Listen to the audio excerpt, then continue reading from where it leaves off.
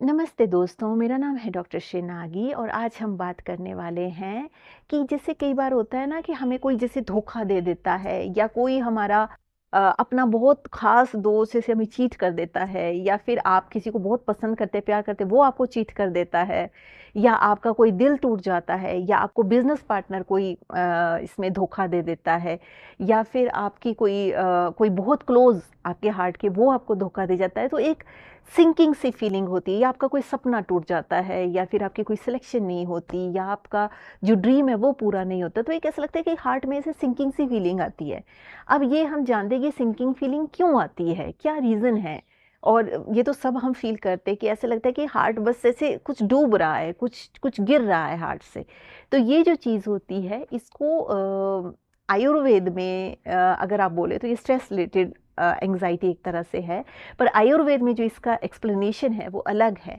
आयुर्वेद में ऐसा कहा गया है कि जब इस तरह से सिंकिंग फीलिंग आपको आती है तो ये व्यानवात और प्राणवात जो है उसके डिस्टर्बेंस की वजह से है। प्राणवात और व्यानवात ये सब दोष हैं वात दोष के, मतलब छोटे दोष है, उसके सब टाइप्स हैं। तो जब भी इस तरह की फीलिंग आएगी तो आपको टाइटनेस ऑफ चेस्ट होएगी क्योंकि प्राणवात जो है वो डिस्टर्ब होगा।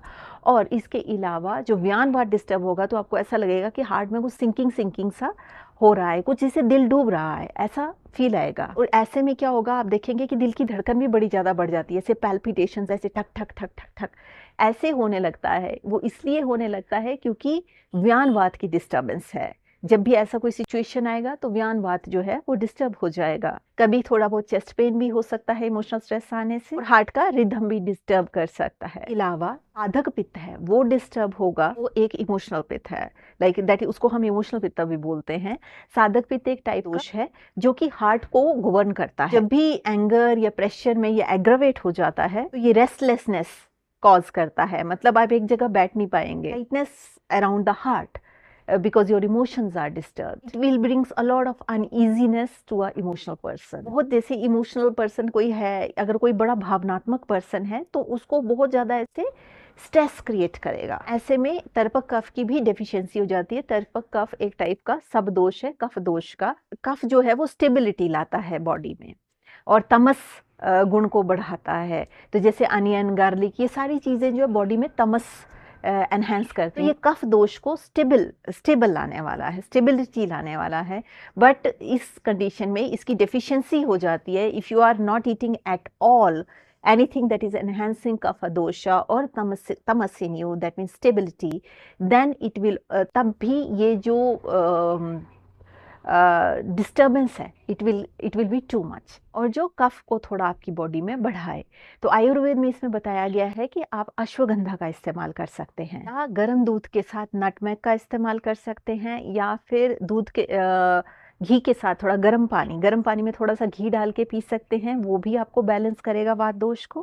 जैगरी के साथ थोड़ा सा घी ले सकते हैं, जटामांसी ले सकते हैं अपने ब्रेन शांत करने के लिए, ब्रह्मी का इस्तेमाल कर सकते हैं या अर्जुन छाल का इस्तेमाल कर सकते हैं। तो ये सारी चीज़ें जो है आपके हार्ट को स्ट्रेंथन करेंगी। तो अगर आप भी इन कुछ स्ट्रेसफुल सिचुएशन से जूझ रहे हैं तो ध्यान रखें कि आप अपना ब्रेन टॉनिक ज़रूर लें। तो बस आज के वीडियो में इतना ही। अगर आप मुझे पहली बार सुन रहे हैं तो आप बेल आइकन दबा सकते हैं, सब्सक्राइब का बटन दबा सकते हैं, ताकि जब भी मैं कोई वीडियो पोस्ट करूं तो आप तक इन्फॉर्मेशन पहुंचे। इसके अलावा अगर आपका कोई क्वेश्चन है तो आप कमेंट सेक्शन में लिख सकते हैं। I will try to answer your questions in the best possible way. अगर आप मुझसे कंसल्टेशन लेना चाहते हैं तो आप इस ईमेल आईडी पे लिख सकते हैं। I will try to schedule the consultation for you. So with this note I would like to say stay healthy, stay blessed, take care, bye.